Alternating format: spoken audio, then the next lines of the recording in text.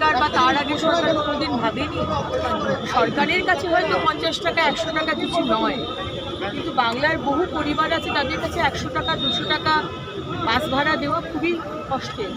আজকে সেটা মাননীয় মুখ্যমন্ত্রী ভেবেছেন এবং এই ব্যবস্থাটা যেটা আমরা বহুদিন স্বপ্ন দেখেছিলাম, কোনোদিন সরকার হবে, কোনোদিন অন্নপূর্ণা যোজনা হয়তো আমরা দেখব, কোনোদিন বাসে ফ্রি ট্রাভেল করে দেবো, সেটা আজকে স্বপ্ন পূরণ হলো। এবং আজকে আমিও টিকিট পেয়েছি, আমাকে 0 ব্যালেন্স টিকিট কন্ডাক্টর সাহেব দিয়েছেন। ভালো লাগবে এবং মাননীয় মুখ্যমন্ত্রীকে অনেক ধন্যবাদ। দিদি, এই ট্রান্সপোর্ট ডিপার্টমেন্টে তো একটা সার্টেন অ্যামাউন্ট লস হবে, এটার জন্য সেটা তো আপনারা একটা বিকল্প কিছু ভেবেছেন নিশ্চয়ই?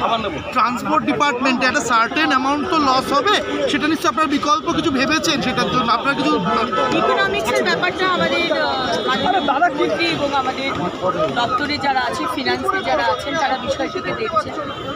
অবশ্যই সেটা দেখতে হবে।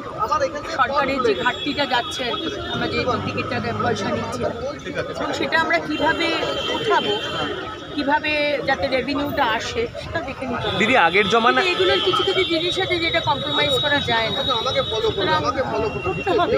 একদিকে ফ্রিও দিতে হবে, অন্যদিকে রেভিনিউ। দিদি, আগের জমানা একটা অভিযোগ ছিল সরকারি বাসের সংখ্যা নিয়ে, যে সংখ্যা অনেক কম, সেইগুলো বাড়ানোর ক্ষেত্রে কি এবার রাজ্য সরকার ভাবনা চিন্তা করবে? সংখ্যা বাড়ানো নিয়ে কোনো কথা হয়নি, কিন্তু এখন বাসে যা ভিড় দেখি, মানে ফ্রিতে যখন স্টেট বাস চলবে, আমি শিওর যে বহু মেয়ে সেখানে অ্যাভেল করবে।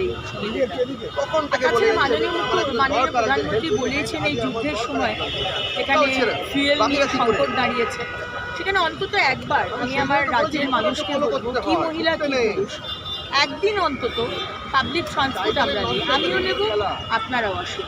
মেট্রো নিই, ট্রেন নিই, পাবলিক বাস নিই, হয়তো অটোতে করে চলে এলাম, কিন্তু নিজের গাড়িটা বা নিজের মোটরসাইকেল বা স্কুটিটা বার করবো না যেখানে তেল আছে, তেল খরচা হচ্ছে। এটা আমার মনে হয় আমাদের করা দরকার। আরেকটাও বলছিলাম যে আগেরটা দিনে গল্পটি শুনতাম যে রাজা মহারাজারা রাত্রিবেলা চাদর মুড়ি দিয়ে বেরোতেন, এটা দেখার জন্য যে রাজ্য কিভাবে চলছে। তো আমার মনে হয় প্রত্যেকটি মন্ত্রী আমাদের দপ্তরের বিষয় কিন্তু চুপ করে গিয়ে এই খোঁজটা নেওয়া দরকার যে রাজ্যের মানুষ কী বলছে। আর কদিন বাদে, এখন তো সবে এসেছে, 6টা মাস যা, এটাও শুরু করতে। ম্যাম, মেয়েরা তো সবসময় সমান অধিকারের কথা বলে, এক্ষেত্রে বাসের ভাড়াটা ফ্রি, সেটা কি মেয়েরা একেবারে পজিটিভলি নিচ্ছে সকলে?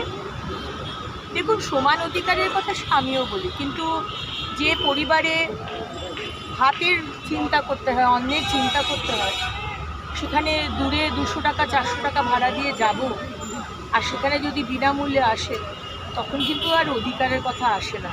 অধিকারের কথা বলা যেতে পারে, আমার মনে হয় সেটা জায়গা বিশেষে বললে বেটার।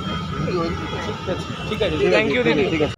আমাদের ভিডিও ভালো লাগলে লাইক এবং শেয়ার করুন। কমেন্ট সেকশনে গিয়ে জানান আপনাদের মতামত। আরও ভিডিও পেতে আমাদের চ্যানেল সাবস্ক্রাইব করুন এবং প্রতি মুহূর্তে খবরের আপডেট পেতে প্রেস করুন বেল আইকন।